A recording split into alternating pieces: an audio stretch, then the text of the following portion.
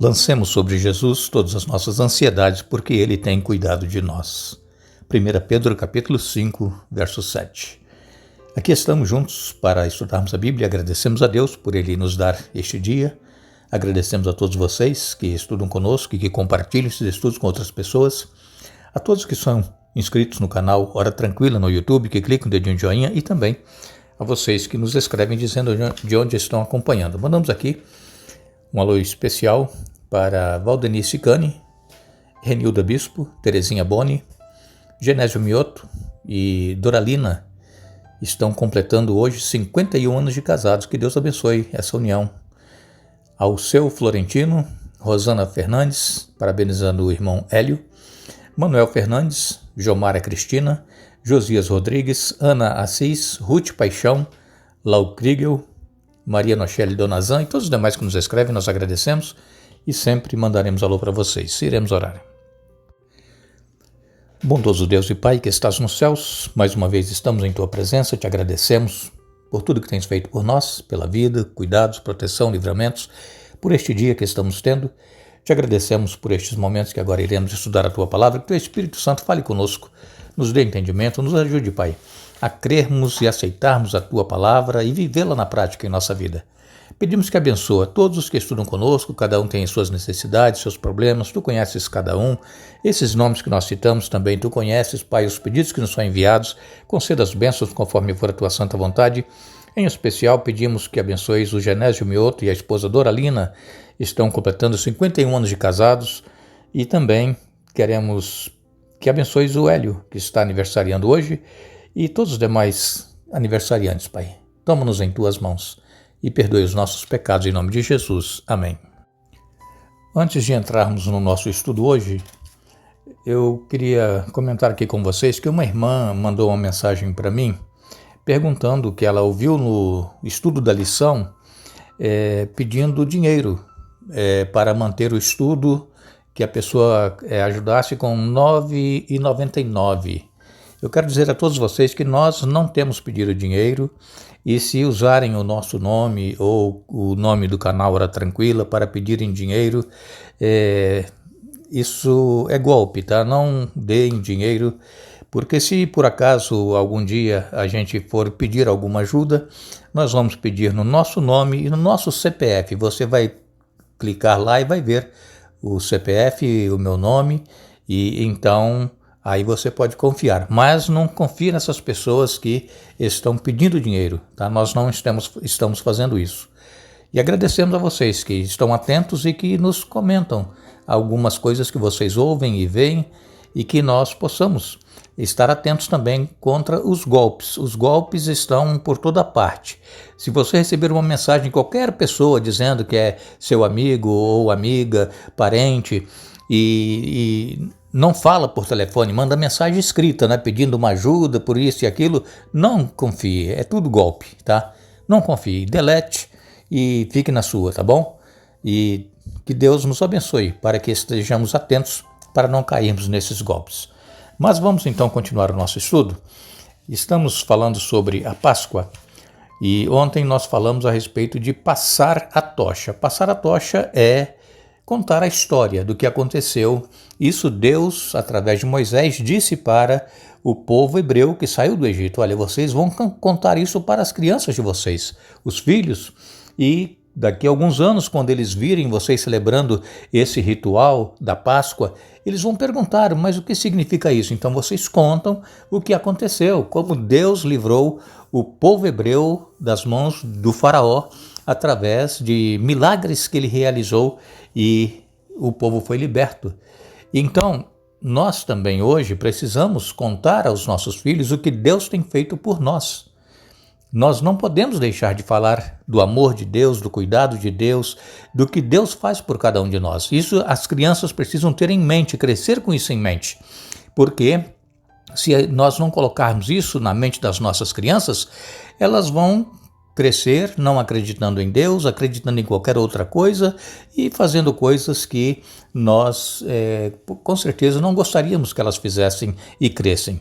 Então, que Deus nos ajude para que possamos estar contando também aos nossos filhos o que Deus tem feito por cada um de nós, no presente e também no passado, como Deus tem cuidado dos nossos parentes, dos nossos ancestrais, aqueles, que lutaram muito para que nós hoje pudéssemos estar aqui.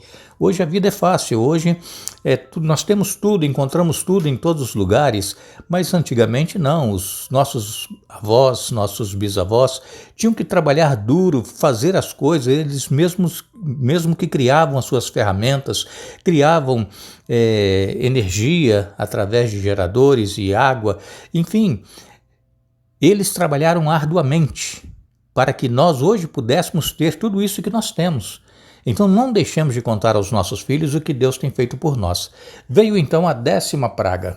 Deus já havia dito para Moisés que no 10º dia do primeiro mês eles deveriam separar um cordeiro de 1 ano ou um cabrito, e no 14º dia aquele cabrito, aquele carneiro, aquele cordeiro deveria ser sacrificado, porque naquela noite eles seriam libertos. E aí foi instituída a Páscoa dos hebreus, da libertação lá do cativeiro.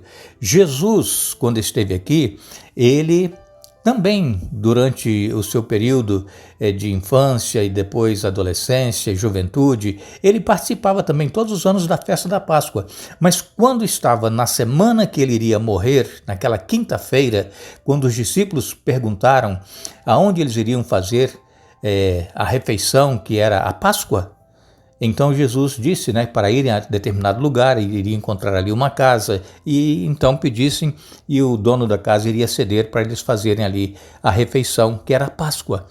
E então, naquele momento ali, juntamente com seus discípulos, Jesus, ele transferiu a celebração da Páscoa para a Santa Ceia. É o que nós celebramos hoje. Hoje nós temos a Ceia do Senhor. E como naquela ocasião os hebreus comiam o cordeiro com ervas amargas e pão asmo, pão sem fermento, nós também na Santa Ceia, nós celebramos a morte de Jesus com um pãozinho feito pelas diaconisas, alguém da igreja que faz, e esse pãozinho é sem fermento, e também tomamos um cálice de suco de uva, o puro suco de uva. E nós então celebramos a morte de Jesus, que é o Cordeiro de Deus que tira o pecado do mundo. Se porventura alguém que está nos ouvindo não tem participado da ceia porque acha que é indigno, todos nós somos indignos, mas nós temos que reafirmar a nossa fé no sacrifício de Jesus e participar da ceia. Deus, ele perdoa todo e qualquer pecado. Quem sabe você está com um rancor com alguém, uma mágoa, alguém te fez alguma coisa. Peça a Deus forças, vá até essa pessoa e reconcilie, para que você possa participar. E sabemos que não é fácil chegar para alguém para reconciliar, pedir perdão. É muito difícil, mas temos que ser fortes e chegar à pessoa, pedir perdão, perdoar também e seguir a vida. Mas vejam que aqui em Êxodo, capítulo 12, versos 29 e 30, nos diz assim a palavra de Deus.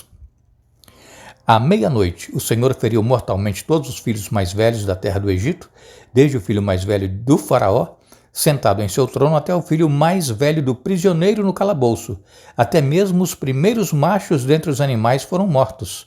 O faraó, todos os seus oficiais e todo o povo egípcio acordaram durante a noite, e ouviu-se um grande lamento em toda a terra do Egito. Não houve uma só casa onde não morresse alguém. Que triste, não é, irmãos? Muito triste.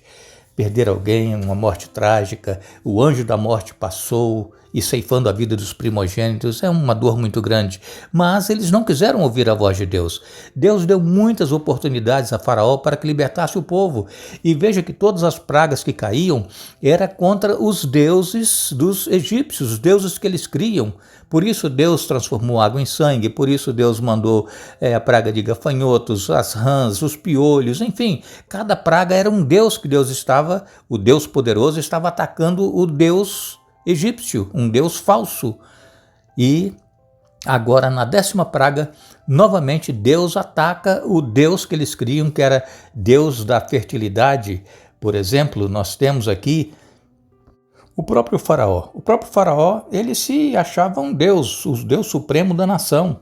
E o filho primogênito do Faraó era considerado filho de um Deus. Ísis era uma deusa que protegia as crianças. Heket era a deusa que assistia as mulheres no parto. E Min era um deus da reprodução. Então, além desses deuses, havia outros deuses egípcios relacionados à fertilidade. Agora, eles se mostraram impotentes diante do Deus vivo. Vejam, cada vez que caía uma praga, Faraó chamava os seus encantadores, seus magos, né, e feiticeiros para poder também fazer coisa semelhante, ou mesmo cessar aquela praga, mas não cessava, eles não tinham poder. É por isso que Deus disse: vocês agora vão conhecer o meu poder, quando ele precisou começar a derramar as pragas sobre o Egito. Era o Deus poderoso. Esse é o Deus que nós tememos, é o Deus que nós cremos, é um Deus poderoso. Não existe nada superior a este Deus, que é o Deus criador dos céus e da terra. E quando nós lemos em Hebreus, no capítulo 11, no verso 28, Hebreus 11, 28, diz assim: pela fé, ordenou que o povo de Israel celebrasse a Páscoa e aspergisse com sangue os batentes das portas, para que o anjo da morte não matasse seus filhos mais velhos. Pela fé, vejam, Moisés disse que eles deveriam matar o cordeiro no 14º dia e colher aquele sangue do cordeiro ou do cabrito numa bacia, numa vasilha, e depois aspergir com esopo, uma planta, né? Fazer um feixe de folhas e aspergir por cima da porta e dos lados, nos batentes, e o anjo da morte não iria chegar naquela casa. E assim aconteceu. Então, irmãos, nós precisamos crer que o que Deus fala, ele cumpre. Nós não temos como escapar desse Deus. Se nós obedecermos a Deus, nós seremos vitoriosos. Nós poderemos ter problemas, nós poderemos ter perdas também aqui neste mundo, porque todos nós estamos sujeitos a isso, mas Deus estará conosco. Agora, triste é quando nós vemos a palavra de Deus, Deus requerendo de nós fidelidade, obediência, fazer a vontade dele, não a nossa, e as pessoas, mesmo se dizendo cristãs, não seguem aquilo que Deus pede. Então o que acontece? Vem o sofrimento, vem perdas, e se a pessoa se voltar para Deus e se colocar na vontade de Deus, fazendo o que Deus requer, claro que Deus pode mudar a situação. Agora, houve uma grande mortandade lá no Egito, naquela noite, e o que aconteceu? Faraó mandou chamar Moisés e Arão e disse: olha, agora vocês podem pegar tudo que vocês têm, mulheres, crianças, velhos, gado e tudo que vocês tiverem, e vão embora. E aí os hebreus, como era a ordem de Moisés, começaram a pedir aos vizinhos, né, prata, ouro, e eles começaram a dar: vão embora daqui, vão embora, nós não queremos vocês mais aqui. Então, assim aconteceu. Deus falou e sucedeu. E nós precisamos ter fé. Às vezes nós queremos primeiro ver um milagre para depois ter fé, mas precisamos colocar a nossa fé em ação para que nós recebamos um milagre em nossa vida. Agradecemos a todos vocês que estiveram conosco hoje estudando a Bíblia. Nós vamos retornar amanhã para concluir o estudo desta semana, mas lembramos a todos que a Bíblia nos diz que a nossa pátria está nos céus, onde aguardamos um Salvador, o Senhor Jesus Cristo. Filipenses capítulo 3, verso 20. Que Deus nos abençoe.